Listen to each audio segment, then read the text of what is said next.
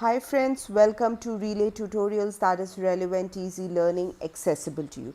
Today we are going to talk about another interesting topic, that is ectopic pregnancy. We learn about its diagnosis and management. It is one of the frequently asked questions in your theoretical as well as clinical examination. Definition is very simple. Any pregnancy implanted outside the endometrial cavity is ectopic. In UK, the incidence is approximately 11 per thousand pregnancies, with an estimated 11,000 ectopic pregnancies being diagnosed each year. The incidence of ectopic pregnancy in women attending early pregnancy units is around 2 to 3%, which is not less. And if you'll ask me about the risk factors, anything which leads to tubal damage has a risk for tubal pregnancy in future. It could be any surgery or any infection in the form of sexually transmitted diseases or PID or smoking. Accidentally, sometimes even in vitro fertilization, that is IVF, can lead to an ectopic. However, the majority of women with an ectopic pregnancy have no identifiable risk factor. Look at this interesting diagram of classification. The most common site is fallopian tube. So, majority of the ectopic pregnancies are tubal ectopic pregnancies, but there are some rare ones, that is ovarian. It could be even cervical, which is something very difficult to tackle with. There are rare like cesarean scar pregnancies, rarest of rare abdominal and cornual pregnancy. Earlier in older textbooks you would find interstitial and cornual as interchangeable terms, but now it is very clear interstitial is ectopic pregnancy in the interstitial portion of fallopian tube, while cornual pregnancy is in one of the cornues of bicornuate uterus, which is a Mullerian anomaly. History in brief. I have already taken in detail about history taking in my previous videos. You can go back and refer to that. Today I'll just give you a brief idea. These patients will come mainly with three complaints. There is a triad of complaint. One would be short duration of amenorrhea of let's say 2 days, 3 days overdue, or sometimes a week, generally not more than that. With abdominal pain, this is a symptom which brings them to emergency or your OPD. And bleeding per vaginum. This bleeding per vaginum confuses them. Sometimes patients think maybe it's just the routine menses which are a bit delayed. It's the pain when they feel that stretch, when they feel that severity of pain, then they realize that something is wrong and I need to see my doctor. Menstrual history, again you have to take in detail. Just try to make out even that 1 or 2 day overdue. Sometimes patients have very short cycles, let's say 25 days or 24 days cycle. So even if the date is not being overdue, but it is coming after 28 days or 29 days, for that particular patient, you will have to take it as a history of amenorrhea.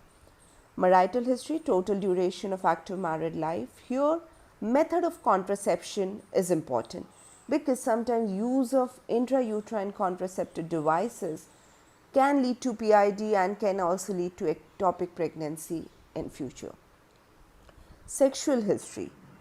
Why sexual history is important? As I mentioned, sexually transmitted diseases or pelvic inflammatory diseases can lead to ectopic. So you need to ask if they have undergone any screening or any treatment in the past. Obstetric history, any previous conception, history of any miscarriage. For that they have undergone any surgical procedure like suction evacuation or dilatation and curettage, because these things can again introduce infection, they can lead to endometritis, they can lead to PID. So some suggestive risk factor. Previous history of ectopic and how was it managed.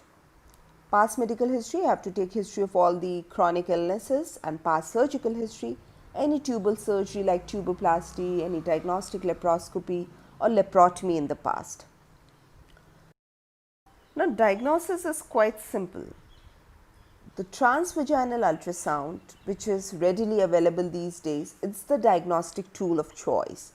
It should be used for any identification of early pregnancies, whether it is intrauterine or extrauterine. When you have to make a diagnosis regarding the location of the pregnancy, TVS is the tool of choice. The reported sensitivity is very high, so majority will be visualized on initial examination. And in case you don't see anything inside the endometrial cavity, there is nothing in the adnexa, classify that as pregnancy of unknown location. In 50 to 60% of cases, you'll find an inhomogeneous or non-cystic adnexal mass that moves separate from the ovary. That's the most common finding. And in 20 to 40% cases, you may find an empty extrauterine G-sac or gestational sac. Rarely you find a gestational sac containing a yolk sac and or embryonic pole that may or may not have cardiac activity. That is seen in 15 to 20% of cases. Now, moving further in investigations, some books still mention serum progesterone level. But let me tell you, it is no longer useful in predicting ectopic pregnancy. It is just the serum beta HCG level which can be utilized for planning the management. And how do we do that? Suppose there is an intrauterine pregnancy or there is a confusion. We don't know what sort of pregnancy it is because we cannot see anything on the scan. Do a beta HCG today and repeat it after 48 hours. And at the same time, you have to counsel the patient regarding the pain or any worsening of the symptoms, any fainting attacks. Then if there is, she's normal and she's comfortable and you repeat beta HCG after 48 hours and there is a rise, there is an increase in the level by 66% or more than that, that goes in favor of developing an intrauterine pregnancy inside. Suppose it plateaus off or it decreases or there is a slight increase, then you should get suspicious about ectopic pregnancy or there is, some early miscarriage. But if history is not compatible with spontaneous abortion or the beta HCG concentrations continue to rise, there is a rise of 15% or 20%, then it is very likely that there is an ectopic pregnancy developing inside and you must repeat your scan. Management. Here it is based on RCOG guidelines, that is Royal College of Obstetrician and Gynecologists. Always remember, in all my videos I am using the standard RCOG or ACOG guidelines, so you can totally rely on them and you can even use them for your examination. So there could be surgical approach, pharmacological, or is there any role of conservative treatment? These are the options which come to our mind, right? So laparoscopic approach is preferable to an open approach. This is very clear in this era of minimally invasive surgery. But when you put in your laparoscope and you feel that the other tube is healthy, there is no evidence of PID, you don't find any adhesions, any bleeding of the tube, then salpingectomy should be performed in preference to salpingotomy. But in women with a history of fertility reducing factors, like she had a history of previous ectopic pregnancy or you see the other tube bit damaged, there is a history of abdominal surgery, previous history of PID, then salpingotomy should be considered. And when you do that, women should be informed about the risk of persistent trophoblast, because you're just opening, removing the products and suturing it back. So we need to follow it up with serum beta HCG level. When you remove the entire tube, you can be rest assured that it is totally gone and you have sent that tissue for histopathological examination. When it comes to medical management, the drug methotrexate can be used. I'm going to talk about it in detail. It can be offered to suitable women. There is a certain criteria for that, but it should never be given at the first visit unless the diagnosis is absolutely clear and a viable intrauterine pregnancy has been excluded. Expected management applies to very few cases. It is an option for clinically stable women with an ultrasound diagnosis of ectopic but a decreasing beta HCG level, and even the initially levels are less than 1500. So they are sort of a self-resolving pregnancies. Rare, but yes, if you know these levels right, then you may consider them and put them on close vigilance. Now, medical management in details. So there is an inclusion criteria, and NICE recommends that methotrexate should be the first line management for women who are able to return for follow-up and who have no significant pain and they're clinically stable. An unruptured ectopic pregnancy with a mass, we talked about this adnexal mass on TBS, which if it is less than 35 mm and there is no cardiac activity, no visible heartbeat, then you can consider. Third is the beta HCG levels, which we have been talking about, should be between 1500 to 5000, not more than that. And there is no intrauterine pregnancy, it should be confirmed on that scan. What are the contraindications? If there is a medical history of active peptic ulcer disease, you cannot give methotrexate. If there are any severe medical conditions like some renal disease, hepatic liver disease, severe anemia, thrombocytopenia, leukopenia, no methotrexate. If the patient is on any concurrent medication, NSAIDs, aspirin, penicillin, there is a whole long list of these drugs, tetracycline, diuretics, phenytoin, antimalarials, cyclosporin, any nephrotoxic, hepatotoxic drugs, hypoglycemics, live vaccines, no methotrexate for them either. Dosage, it is the single dose methotrexate treatment which is being commonly followed. There is a multiple dose also, but the one which is established is single dose. Pre-treatment, you have to do all the laboratory evaluation, since we just talked about that if there is any concurrent illness, any medical disorder, we cannot give. So obviously liver function test would be included along with CBC and SCG, then creatinine, blood type and antibody screen. Rule out any spontaneous antibody ROGAM if Rh negative. Okay. So on day 1 you do the SCG level and give methotrexate 50 milligram per meter square. It is an intramuscular injection available on prescription. Then on day 4 repeat your beta HCG levels, and on day 7 again repeated beta HCG level. So there should be a decrease of 15% or more between day 4 and 7. If there is no, you may have to repeat your methotrexate. And then if it is decreasing by 15%, it has to be measured weekly unless they come down to 15 international per unit. See, we were talking about 1500 and 5000 and 3000. Now it has to come down to less than 15 international unit before you stop your follow-ups or you stop your monitoring. If it doesn't decrease by 15%, a repeat TVS should be considered to exclude ectopic fetal cardiac activity and the presence of any significant hemoperitoneum. These ectopic pregnancies can rupture anytime. Now we'll talk about the rarer sites, that is cervical pregnancies. I'll give you just brief idea. They are a bit rare, accounting for less than 1% of all ectopics. There is a certain fixed ultrasound criteria to diagnose them. First and foremost, yes, uterine cavity, the endometrial cavity has to be empty, right? Since the pregnancy is growing inside the cervix, so it will become a barrel shaped, right? Again, it's very logical, so easy to remember. A gestational sac present below the level of internal os. See, cervix is something between internal os and external cervical os. So this sac would lie somewhere between the two.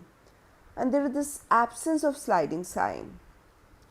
If you move your TVS probe or a transabdominal probe, you won't see that gestational sac sliding or moving because it is fixed to the cervix. And again, since there is a pregnancy developing, so you will find blood flow around the gestational sac if you put a color Doppler to it. So that's cervical pregnancy. Interstitial pregnancy. How is an interstitial pregnancy diagnosed?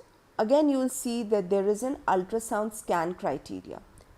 In the beginning, I told you that TVS is the diagnostic tool. So there are fixed criteria to diagnose these variety of ectopic pregnancies. Here again, the uterine cavity would be empty. The products of conception or a developing gestational sac would be located laterally in the interstitial or intramural part of the tube and surrounded by less than 5 millimeters of myometrium in all imaging planes.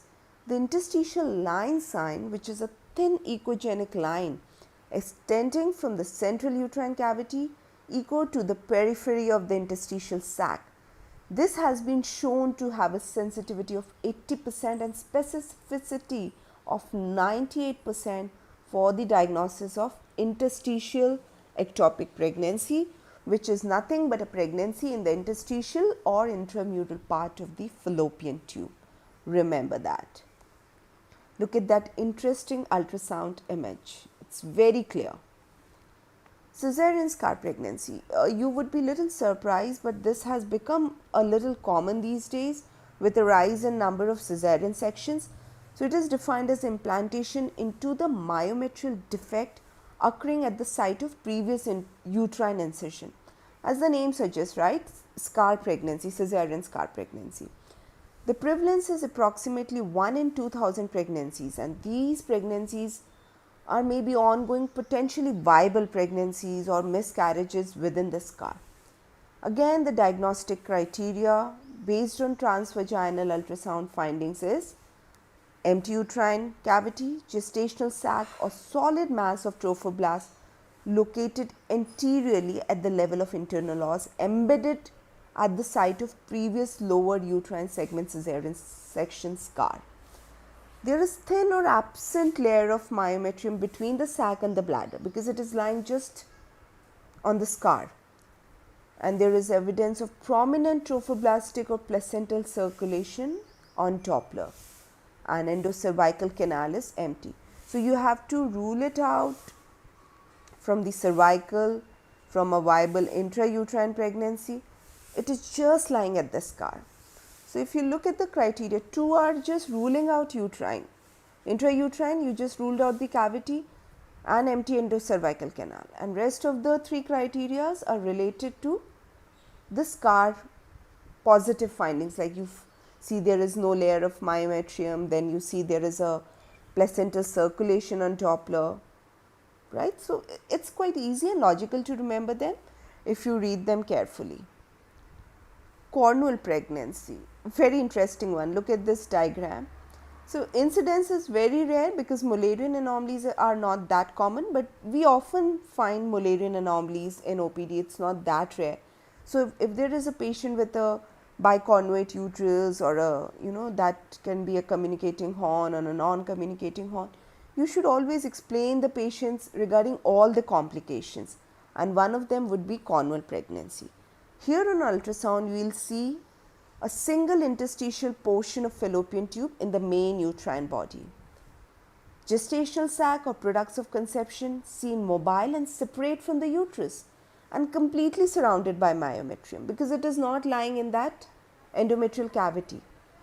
And there is a vascular pedicle adjoining the gestational sac to the unicornuate uterus. So the overall decision regarding management options, surgical, medical or expectant, depends upon the clinical presentation, what is the size of cornual pregnancy and serum beta HCG level. Other very rare pregnancies are ovarian and abdominal, as it can be difficult to distinguish ovarian ectopic pregnancies from corpus luteal cyst or tubal pregnancy stuck to the ovary, a second corpus luteum, or sometimes even ovarian germ cell tumors and other ovarian pathologies. Diagnosis is usually confirmed surgically and histologically. When you send the tissue for histopathological examination, then they confirm that it is an ovarian pregnancy. It is not possible to separate the cystic structure or gestational sac from the ovary on gentle palpation. That's the negative sliding organ sign on ultrasound examination. And if you look at the criteria for abdominal pregnancy, there is again absence of intrauterine G-sac on ultrasound, absence of both an evident dilated tube or a complex adnexal mass. So you need to rule out. First you are ruling out the normal intrauterine pregnancy, and second criteria you look at the both the adnexa and you don't find any adnexal mass there. Then you see the positive findings, that is a gestational cavity surrounded by loops of bowel. See, it is lying in the peritoneal cavity, right? So and separated from them by a peritoneum. A wide mobility similar to fluctuation of the sac, particularly evident with pressure of the probe towards the posterior cul-de-sac. So it has got a lot of space to move about. So there will be a wide range of mobility. So that's in brief about various types of ectopic pregnancies, and here I have put in some beautiful pictures of laparoscopic images of tubal ectopic pregnancy, and once we excise it, that's the final picture. So surgical removal of the ectopic pregnancy is the method of choice for hemodynamically unstable women, and it is also an option for hemodynamically stable women. See, if patient comes with an ruptured ectopic pregnancy with all the instability in the vitals, and if you see a collection in the peritoneal cavity, she is straight away for laparoscopy, for an operative laparoscopy to be precise. And it is preferable to laparotomy due to many advantages such as shorter operation time, less intraoperative blood loss, shorter hospital stay, lower analgesic requirements, lesser morbidity, less adhesions. You can discharge the patient within a day and a half. So I really hope I'm able to make some sense here and you enjoyed ectopic pregnancy. And in case you find any patient suggested of that, try it in your emergencies or in your OPDs. I'm sure it will help you in making an early diagnosis. Thank you so much for watching the video. Do like, share and subscribe, and let us know how you feel about relay tutorials and how we can improve it further. Thank you so much.